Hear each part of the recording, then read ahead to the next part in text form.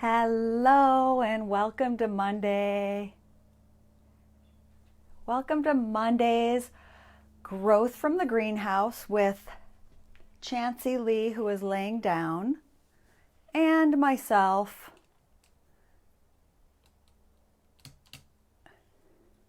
Chancey says hi. Thanks for joining today. I was all excited to put a dress on because the sun was out. And now it's a little cool. The greenhouse is only 70, which it's been over 100. So I've got a dress on and I've got my extra tufts on. And here I am in the greenhouse to bring you Monday's Growth from the Greenhouse. So thanks for joining in. Where are you joining in from? Hi, Dan. Hi, John. Hello. Hello. There's a garden of goodness happening in here, and it's so bizarre. I always think, which is part of the problem, I always think that I always think the vegetables should be further along than they are, and then I see a memory pop up that from last year or the year before, the same time, that the veggies are exactly where they're supposed to be. And it is odd because all of a sudden, I'll show you in a minute, or maybe you can see, Chancey always watches me when I do these, the cucumbers behind me, they're all of a sudden, they've popped. Hi, John. Where are you joining in from today? Hi, John. Are you in Buffalo? The other John, Cacciatore? So the cucumbers have all of a sudden just hit this. We were at 19 hours and like 21 minutes of daylight on Saturday. So all of a sudden things just popped. And so I made this funky little, whatever you want to call it, a Tracy trellis to help them grow and expand. And Chancey wants to say hi. Hello, Chancey. Can you say hi? Can you climb one more? Can you climb one more? She's always the star of my show. Can you climb one more just to say hi? Here, let me move that. She likes the camera.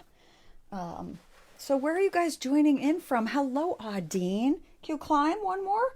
One more up, one more. There you go. Up there. There, just say hi. There, Chancey's on the screen. She likes to say hi to you guys. I think she wonders where, I know, lovely Chancey. She came to us through a rescue. It was a social media thing, go figure, after 10 o'clock at night. And this isn't why I'm here, but I'm sidetracking till we get some more people on. Anyways, I had a German Shepherd in my previous life, and I didn't have a lot of coping skills in life. And the German Shepherd was pretty codependent on me, which actually made her kind of unruly. And so when we were asked to rescue her, it was after meditation one morning, and I was like, I really don't want a German Shepherd in my life, let alone a Belgian Malinois German Shepherd. And after meditation, I heard second chance, give her a second chance. And we had, for a lot of you that know, we had lost our other dog, Xena Flair, to cancer at like 5 years old. And so it came to me to name Chancey, second chance, and then add the Z. So it's Chance and then Z. And my friend is a trainer who specializes in Malinois German Shepherds.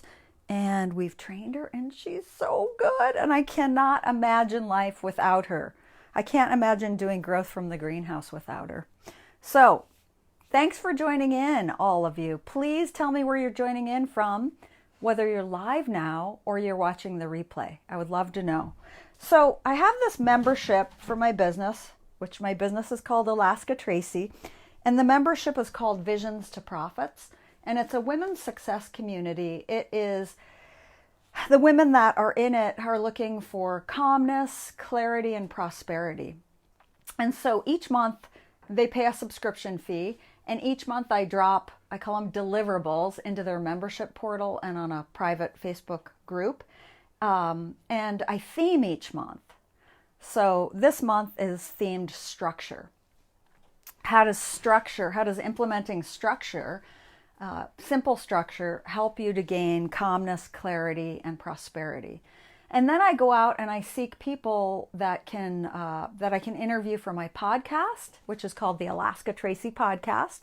And they can share tips and tools to help the members as well as you guys to grow and expand your lives. And I upload, I call them action sheets into their portal. So I'm always looking for tips and tools to give to them and to you guys, my community, to help with the theme of the month. So it's structure this month, and how adding simple structures into our lives, into our days, can actually free up so much space and time. Right? Like, who likes to fly by the seat of their pants and like just do whatever they want and have no structure, and then maybe you want to lose weight or get into shape? Does it work if you have no structure? It's never worked for me. But, and gosh darn it, oh, I'm going to kill him. I didn't take Harold's advice and put a pan of sugar out. Darn it, it's a wasp. I thought I let you out. Oh, Chancey wants to get him too. Gosh darn it, I might have to open the door and let him out. Anyways, if we can add some simple structure into our lives, like, I don't know, walking 5 times a week. That's what's on my calendar. Walking 5 times a week. I know if I walked 5 times a week, I'm going to feel better in my brain. I'm going to feel better in my body, right? So that's a simple structure. Well, for me in business, the more structure I can add into each day, like Mondays is growth from the greenhouse. And then Tuesday I do podcast interviews, and Friday I drop new podcasts live. That helps my business to grow, right? So can anyone relate to any of this? And is anyone struggling with structure? I used to despise that word, structure. I'd think, I'm a business owner. Why would I want to add structure into my life? I like to fly by the seat of my pants. And well, that didn't get me growth. John, thanks for joining. Thanks for joining in. Yeah, pop back in later. And happy day. Hope it's nice and toasty where you are. So, how can we continue to add structure when things in life might seem turbulent or bumpy? There might be obstacles. For me, there's so many tools that I have to use to keep my brain, to keep it moving forward in the direction, the forward momentum that I want to go. It's 90. Whoa, with humidity. Oh, this Alaska girl would not like that. It's like 60 here and I'm sweating in the greenhouse. Enjoy it. I know you New Yorkers love that heat, so enjoy that. I'm happy with the summer we're having up here, and I'm digressing again.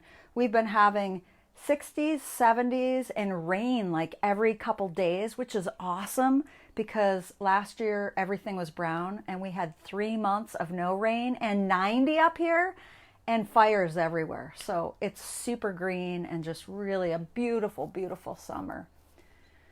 So one of the tips that I use to help my brain to stay semi-positive and to help me to keep moving forward and help me stay the course, help me continue to implement structure is meditation. And somebody asked me the other day how meditation, like, I don't know, and I get this a lot. They think meditation is kind of hokey, and I get that. And the reality is meditation is mentioned in every single religion that you can find. It's about being still and listening. So that's what I teach, how to be still and listen. And one of the books that has helped me tremendously in my life, and I think it's opposite on your screen right now, so I will read it to you. It's called The Book of Joy. And my good friend Denise sent this to me. Denise, if you're watching, this book has been instrumental in my life And I just pulled it out again this morning because my brain was telling me some odd things.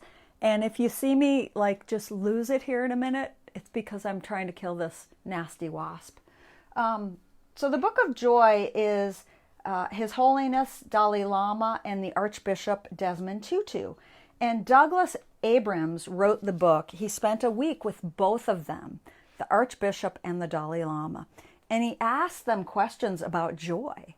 And it was really cool to hear. They'd been really good friends for years and years, but had never really spent that long of time together. But both of their teachings, even though they're totally different ends of the spectrum with religion, both of their teachings were in sync. And in the back of the book, it gives kind of a synopsis to the reader's guide. And I love this. On day 4 and 5, Douglas talks to the Dalai Lama and the Archbishop about the 8 pillars of joy. Who couldn't use some joy in their lives right now, right? When things are a little crazy? Me? Hey, Caitlin, welcome. I could use a little joy. So the 8 pillars of joy, and I'm not going to read all of these. I'll just read, I'll read the 8 titles of them. One is perspective. The 8 pillars of joy, perspective. There are many different angles. Oh my goodness. I might think that somebody said something a certain way when in reality they said it a totally different way, right? Like it's my perspective. 2, humility. And then it says, I tried to look humble and modest. And then I'm just going to read this one part. When we have humility, we can laugh at ourselves. I used to not be able to laugh at myself. I used to take myself so gosh darn serious. But laughing at myself has become sort of a thing. I'm able to do that. Can you guys laugh at yourself? Humor, laughter and joking is much better. That's number 3 of the 8 pillars. 4, acceptance, the only place where change can begin. And believe it or not, acceptance is a tough one. Caitlin, laughing is the best medicine, isn't it? Oh my gosh, I used to stub my toe and look out world. My whole month was wrecked, right? But now I find that if I do something, laughing is the quickest, easiest way to shake it off, right? Hey, Wendy, welcome. Okay, acceptance. Who struggles with acceptance? Me. So I've been doing a lot of meditating on acceptance. Forgiveness, freeing ourselves from the past. I realized the other day I left my parents' home when I was 19 years old. And I have not moved back. I'm 54.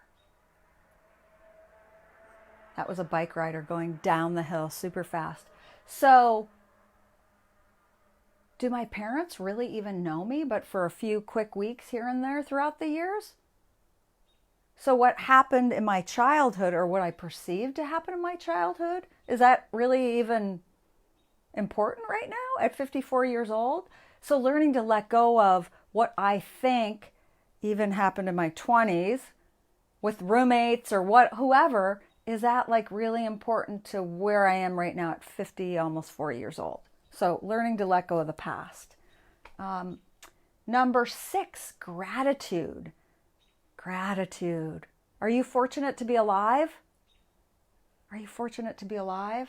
I am. And I have to out loud daily say things that I'm grateful for. When I'm walking, I'm always like, thank you for my toes. Thank you for my legs. Thank you for my feet. Thank you for, years ago, I didn't know how to be grateful.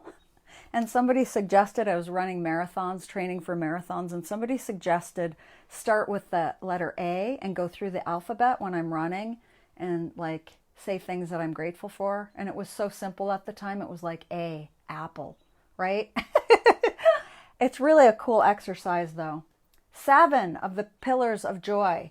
Compassion. Something we want to become. Compassion. And 8 of the 8 pillars of joy. Generosity. Are we filled with joy?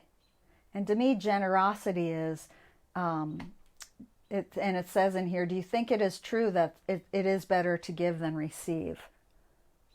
I believe it is. I believe that this greenhouse, the only real reason that I love it so much is because when things start to really produce fruit, I love to give it away.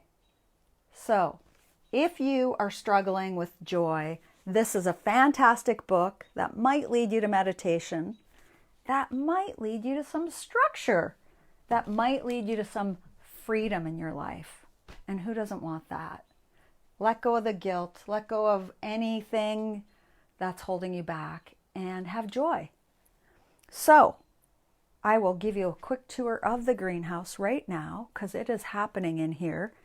Just from last week, we were at over 19 hours of sunlight on Saturday. And that helped these guys just really. Look at all those tomatoes. Chancey's bored to death. She has 5 more days of being on the leash. Her little wound is healed up. Look at all the lettuce. I wish I could give somebody lettuce today, because I'm not going to eat all that lettuce today. And then, my favorite, the sugar snap peas. And they are so delicious. Oh my goodness. Chancey and I have been eating them. Oh, all these drinks are in here because I'm having a gathering of women on Thursday. So we have water and soda for our little seating outside. Right, Chancey? She likes the snap peas too. You better eat it though, because these are like gold. And then the cucumbers are springing into action. And I went a little crazy with the peppers. I've got peppers, oodles of peppers growing, more peppers over here, and I'm hoping they produce before September. So who else has a garden? And what are you growing in your garden? You should see where I have this tripod. It's so funny. Anybody growing in the garden? I hope your garden is growing and producing and bringing you lots of joy. Thank you for joining this Monday's Growth from the Greenhouse. You can also catch the latest podcast episode at Alaska Tracy Podcast. And I've been interviewing some amazing people. We're up to episode 47. Tomorrow I've got another one, and I'll be dropping a new one live this Friday. So remember, if you are listening, hit the button subscribe. And thank you so much. Enjoy.